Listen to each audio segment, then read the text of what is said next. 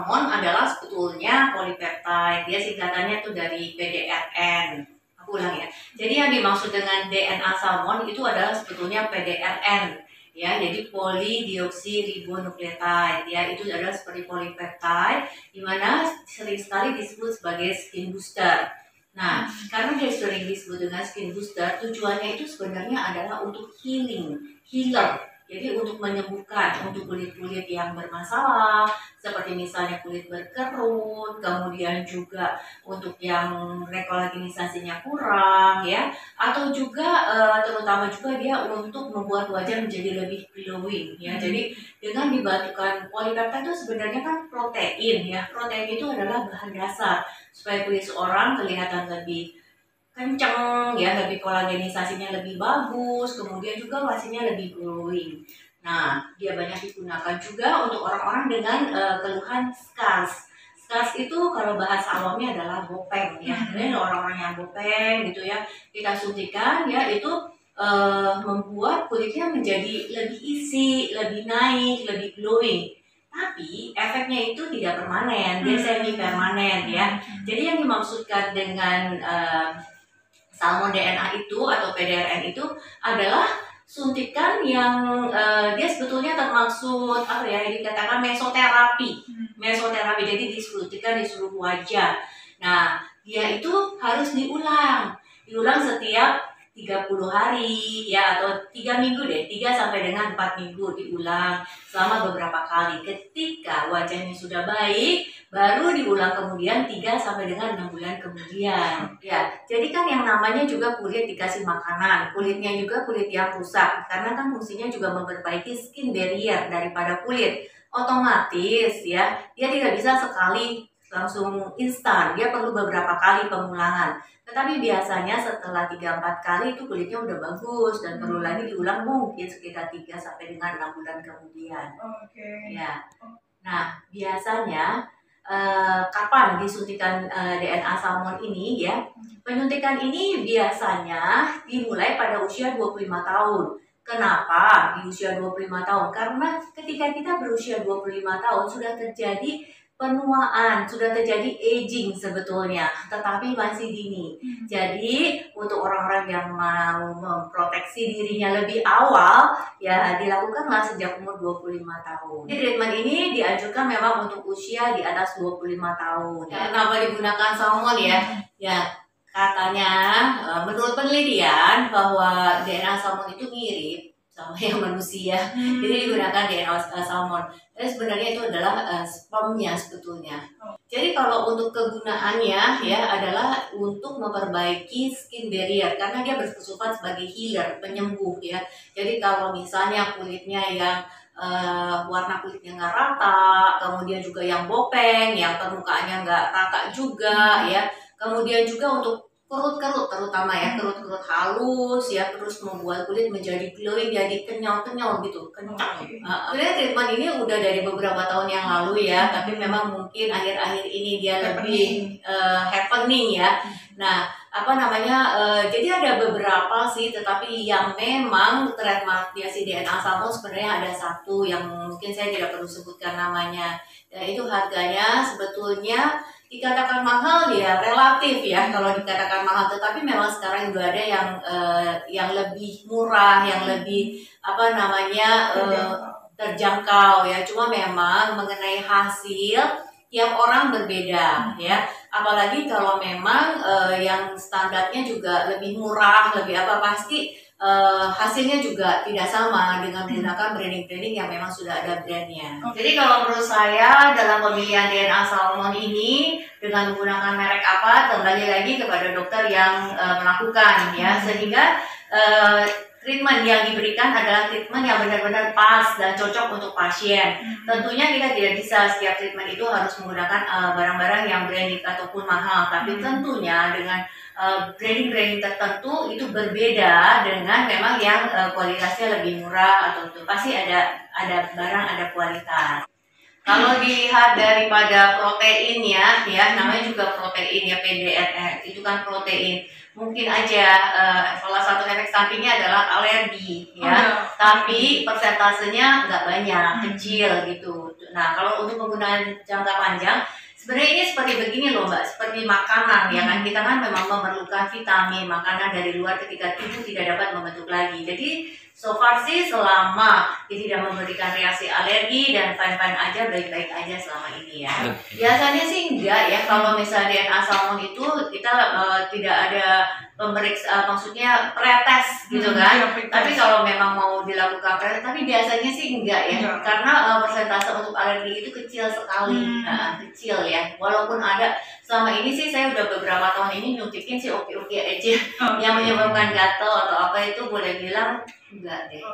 Ya sebenarnya sih seingat aku ada kali sekitar 3 sampai dengan 4-5 tahun ini udah ada. Udah ada sekitar 4-5 tahun ini, mungkin cuma memang sekarang ini baru happening lagi. Betul. Kalau misalnya kita menggunakan branding tertentu sekali treatment memang di atas 10 juta katanya.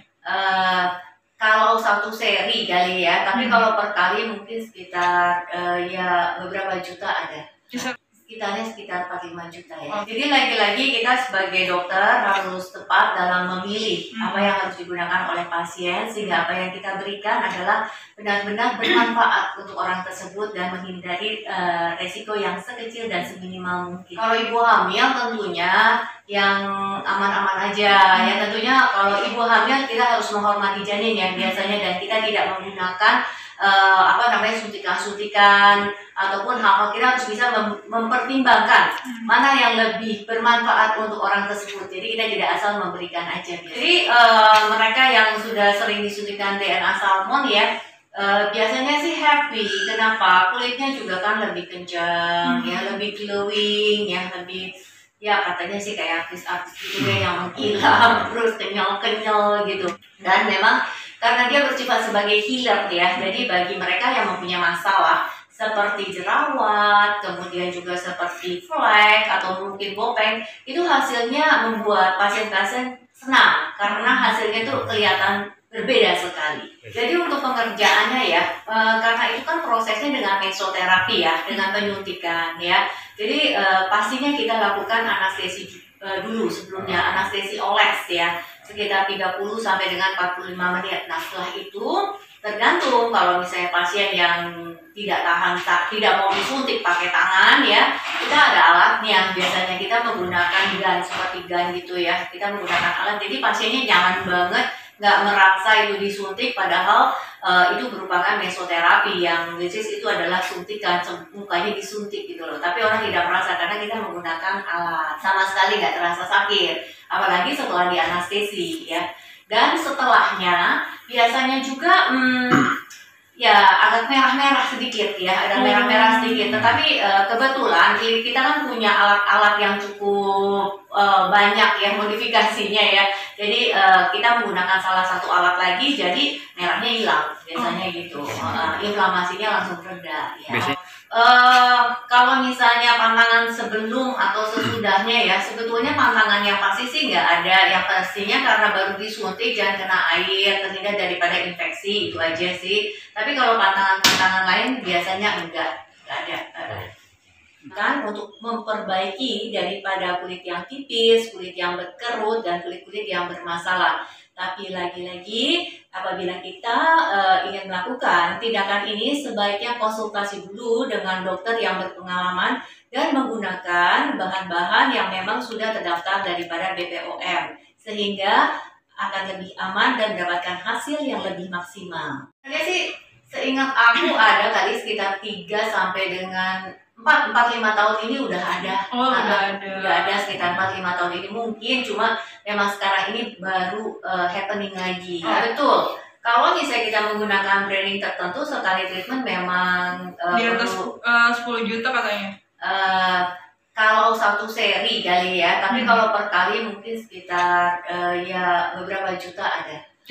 Sekitarnya sekitar 45 juta ya. Jadi lagi-lagi kita sebagai dokter harus tepat dalam memilih apa yang harus digunakan oleh pasien, sehingga apa yang kita berikan adalah benar-benar bermanfaat untuk orang tersebut dan menghindari resiko yang sekecil dan seminimal mungkin. Kalau ibu hamil tentunya yang aman-aman aja ya, tentunya kalau ibu hamil kita harus menghormati janin ya biasanya, dan kita tidak menggunakan suntikan-suntikan ataupun hal-hal, kita harus bisa mempertimbangkan mana yang lebih bermanfaat untuk orang tersebut. Jadi kita tidak asal memberikan aja. Jadi mereka yang sudah sering disuntikan DNA salmon ya, biasanya sih happy. Kenapa? Kulitnya juga kan lebih kencang, ya, lebih glowing, ya, lebih, ya katanya sih kayak artis-artis gitu ya, yang mengkilap, terus kenyal-kenyal gitu.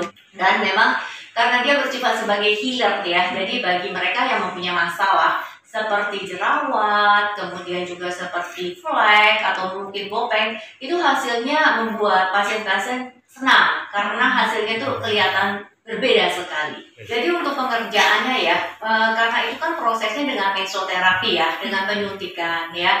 Jadi pastinya kita lakukan anestesi dulu sebelumnya, anestesi oles ya, sekitar 30 sampai dengan 45 menit. Nah setelah itu tergantung, kalau misalnya pasien yang tidak tidak mau disuntik pakai tangan ya, kita ada alatnya. Biasanya kita menggunakan gun, seperti gun gitu ya, kita menggunakan alat. Jadi pasiennya jangan banget nggak merasa itu disuntik, padahal itu merupakan mesoterapi yang itu adalah suntikan, mukanya disuntik gitu loh. Tapi orang tidak merasa karena kita menggunakan alat, sama sekali nggak terasa sakit, apalagi setelah dianestesi ya.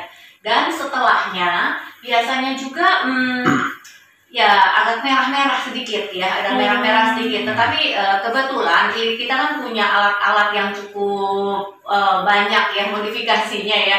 Jadi kita menggunakan salah satu alat lagi, jadi merahnya hilang biasanya gitu.